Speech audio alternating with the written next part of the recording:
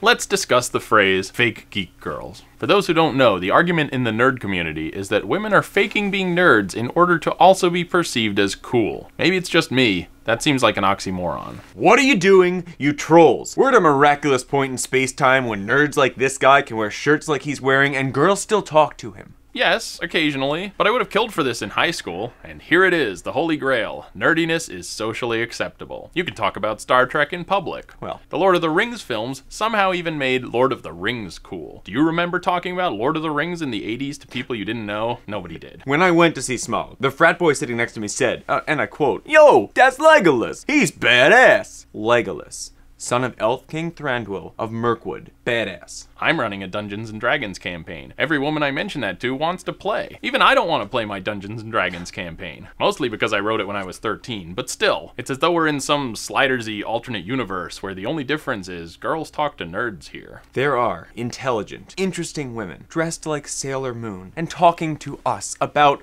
Firefly, and you have a problem with this. Why?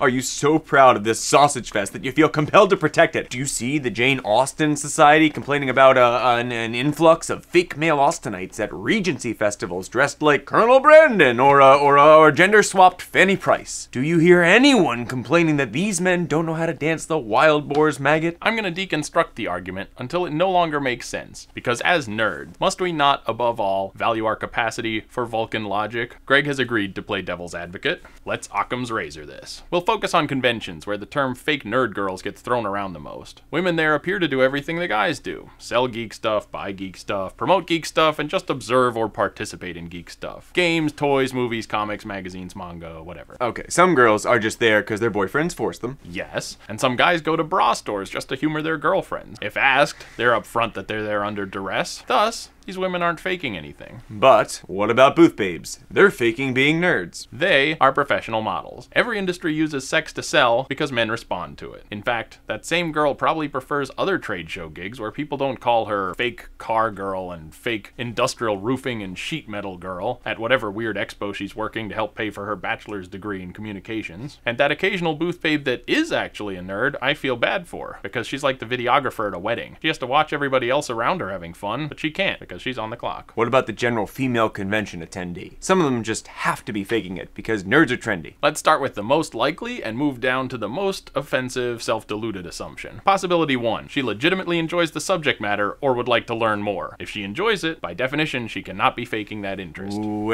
can we argue semantics over nerd credentials? Oh, we will, but later. Okay. Possibility 2, she does not enjoy any of the subject matter, but enjoys the company of the type of person who enjoys the subject matter, and is there to meet more of those people. To translate, she might not be a nerd per se, but she likes hanging out with nerds. And now that you mention it, I don't think I know a single girl that has trolled for booty at a comic convention. Everyone's too shy, and the stench is too strong.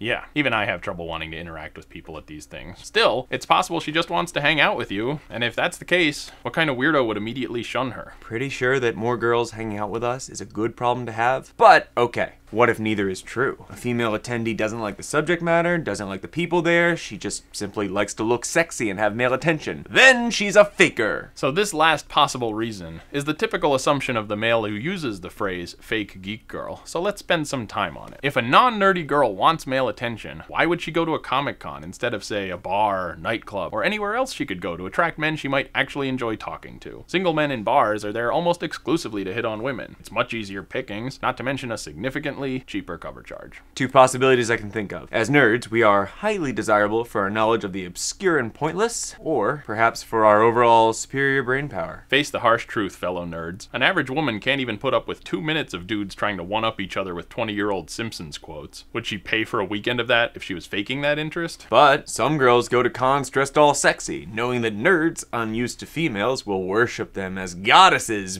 Bam! Checkmate! What this implies is, the girl in question is seeking not a normal man, but a desperate man. And that she went out of her way, for days, weeks even, to research things she doesn't like, and spent hundreds of dollars building a costume of something she doesn't care about in the hopes that some loser who shares no interests with her will think she's pretty? I'm no expert, but I don't think this is how women work. Cosplayers are also caught in a Kobayashi Maru scenario. If she's too attractive, she can't be a real nerd, and if she doesn't fit a comic book standard of beauty, then she's disgracing the costume. Good work, everyone. This clubhouse sure seems like one I'd secretly want to infiltrate. I would feel better if I knew that girls like nerdy things, but not as much as I do. Right, says the cornered male nerd. Hey. The only thing that makes him special is being infringed on. So women get judged on a harsher scale. But can't everybody like a thing to a different extent? And does it matter how much you like it? Example. My favorite video game series is Metroid. Good series. But I've never finished the Metroid Prime trilogy. I haven't even finished Prime 2, because I don't have nearly the time I used to have to collect every energy tank and missile upgrade. Yet, my nerdiness is rarely questioned. Is it because I'm too socially awkward to possibly be anything else, or because I'm a dude? The first one.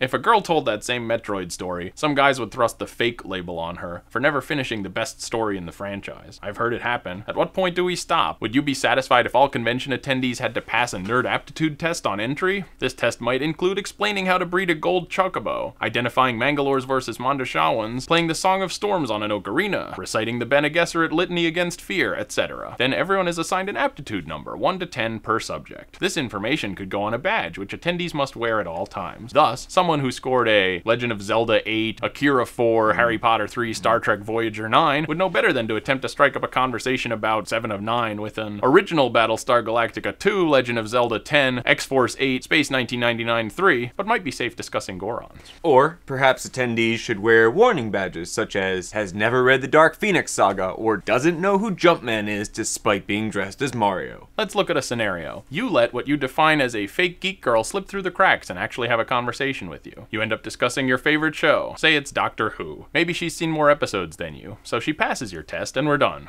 No way has she seen more episodes than you. Fine, then reverse it. You've seen more Doctor Who than she has, even though she's wearing a TARDIS costume. She obviously didn't see the sign that said, to wear a TARDIS costume, you must have seen more episodes of Doctor Who than this random guy. Guess what? She clearly still likes Doctor Who, or she probably wouldn't be wearing a TARDIS. So you've got a girl talking to you who likes a thing you like. Unless you're threatened by your own inability to talk to females, what is the downside of this? Also, you can now do the other thing nerds do and spread your love of the thing you love by offering to discuss, or hey, even watch additional episodes with her. Have screening parties. Start next weekend. If you get through 10 episodes of Doctor Who per weekend, you can almost get through the entire series together by the time our sun goes supernova, killing us all.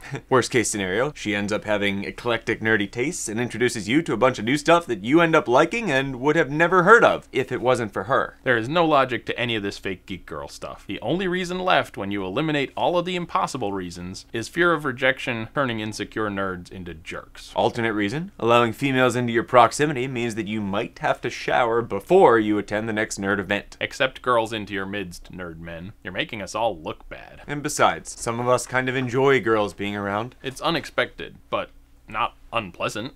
Matt, now that we finished Lost, can we start Game of Thrones? I want to see how the books sync up with the show. And, oh, I made you brownies. I know you don't like the edges, so I ate them all. Next time on Society Why It's Wrong, toast. You're too light, now you're too dark, what the hell toast? We're not doing that. Oh yeah, we are.